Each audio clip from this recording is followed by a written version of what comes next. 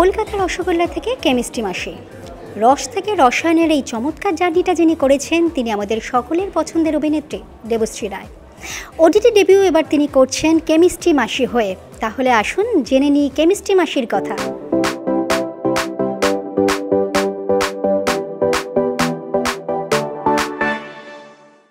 কলকাতার রসগোল্লা থেকে কেমিস্ট্রি মাসি, রস থেকে রসায়নের এই জামটা কেমন লাগলো? দারুণ লাগলো, ভেরি গুড এক্সপিরিয়েন্স। মানে কেমিস্ট্রি ওই মানে ইয়েগুলো ফর্মুলাগুলো এবং মানে কম্পোজিশন অ্যান্ড অল দ্যাট, মানে ভীষণ ভীষণ টেনশনে ছিলাম যে আমি মানে ফোটাতে পারবো কি না।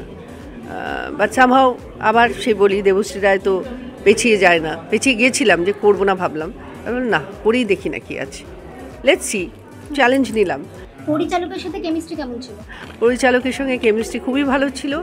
বা একটা কি হয়, চাপের মধ্যে থাকলে অনেক কিছু সমস্যা হয়ে যায়, মানে একটা পরিবারে থাকলে যেমন হয় ওরকমই হয়েছে, কিন্তু সবসময় কাজের চাপ ছিল।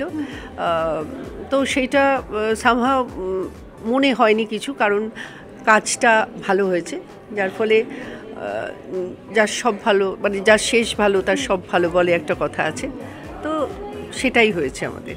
মেসেজ, অনেকগুলো মেসেজ আছে, আমার মনে হয় দেখলে বুঝতে পারবে মানুষ। মানে যে একটা মানে যে ইয়ে সন্তান হয় তাকে যে ফোর্স করা হয় তুমি এই সাবজেক্টটা পারসিউ করো, যার ফলে আউটকামটা যে কি ভয়ানক হতে পারে। তো প্রত্যেক মা বাবার একটু দেখা উচিত এটা, যে ফোর্স করা উচিত না কোনো সন্তানকে। কেউ যদি ইঞ্জিনিয়ার হতে চায় ওকে ইঞ্জিনিয়ার হতে দেওয়াই উচিত না। আমার ভাল লাগে ডাক্তার, আমি ডাক্তার বানাবো, এটা যেন না করে। তো সেটাও একটা খুব স্ট্রং একটা মেসেজ আছে এর মধ্যে।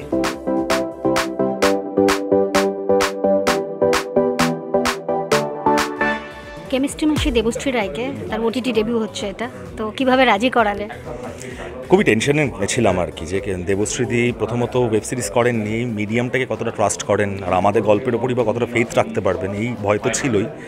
আমার মনে আছে এখনও যে আমি ঈশিতা যখন টলি ক্লাবে গাড়ি পার্ক করছি তখনও ভাবছি যে উনি বোধহয় নাই বলে দেবেন, মানে আর তার মধ্যে কেমিস্ট্রি মাসি, কেমিস্ট্রির কচকচানি, উনি শুনতে শুনতে হয়তো বিরক্ত হয়ে যেতে পারেন, কিন্তু তা নয়। মানে আমাদের এই ভয়টা কাটিয়ে দিয়েছে আমাদের গল্পটাই। আমরা গল্পটা পুরো ন্যারেট একদমে শেষ করার পর উনি এক কথাতেই হ্যাঁ বলেন এবং তারপরে তো জুড়ে যাওয়া হয়ে যায় এবং এগোতে থাকে।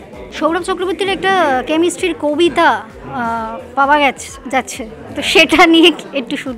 একটা হিন্দিতে পারে এই কবিতাটা এই ওয়েব সিরিজেরই গানের একটি অংশ। এইরকম একটা একদম ডিফারেন্ট টাইপের একটা সাবজেক্ট, যেটা ট্রেলার দেখে আমাদের মনে হচ্ছে সকলেরই, এই ভাবনাটা কিভাবে এলো? আমরা সবসময় চেষ্টা করি যে প্রিভিয়াস কাজগুলো দেখলেও আপনারা বুঝতে পারবেন যে রিপিট না করতে। আমরা চেষ্টা করি ডিফারেন্ট কনটেক্সটে নিজেদেরকে কনটেক্সটগুলো চুজ করে নিজেদেরকে ঝামেলায় ফেলতে, অ্যাকচুয়ালি বলতে গেলে। কারণ তার জন্য আরও অনেক রিসার্চ, আরও নানা রকমের বাধা বিপত্তির মধ্যে দিয়ে পেরোতে হয়, কিন্তু ওটা একটা মজার। নিজেকে রিপিট করাটা এক ধরনের নিজের মোহেই পড়ে যাওয়া। তো আমরা আফটার রাজনীতি থ্রিলার বাদ দিয়ে কোনো গল্প খুঁজছিলাম, এবং এমন একটা গল্প যার প্রেক্ষাপট সবার কাছে অতি সহজেই পৌঁছে যাওয়া যায়, এমন একটা প্রেক্ষাপট। তো সেক্ষেত্রেই আমরা শিক্ষা নিয়ে কিছু করতে চাইছিলাম, যে এডুকেশনের ওপর। সেখান থেকে আমার যে ক্রিয়েটিভ ডিরেক্টর ঈশিতা, সেই গল্পটা সিড আইডিয়াটা আমাকে সবার আগে শোনায়, এবং শুনে চমকে যাই যে কেন নয়। একজন 50-55 বছর বয়সী মহিলা, তিনি একদিন ডিসাইড করেন যে তিনি রান্নাঘরের জীবন থেকে বেরিয়ে তিনি ইউটিউবে পড়াতে চান। এবার যখনই প্রথা ভাঙার গল্প হয় তখনই তো নানা রকমের প্রশ্ন উঠে আসে, সেই প্রশ্নেরই উত্তর কেমিস্ট্রি মাসি দেয়।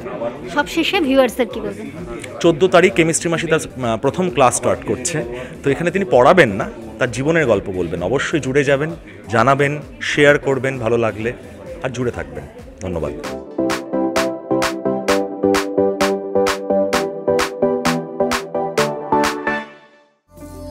কেমিস্ট্রি কিন্তু মোটেই কঠিন নয়। মা যে দইয়ের ফোঁটাটা দেয় সেটাও কিন্তু কেমিস্ট্রি। সম্পর্কের আমি পড়াতে ভালোবাসি, অনেক সাহস জুগিয়ে একটা পড়ানোর চ্যানেল যখন খুলেই ফেলেছি, একটু লড়েই দেখি না কি হয়।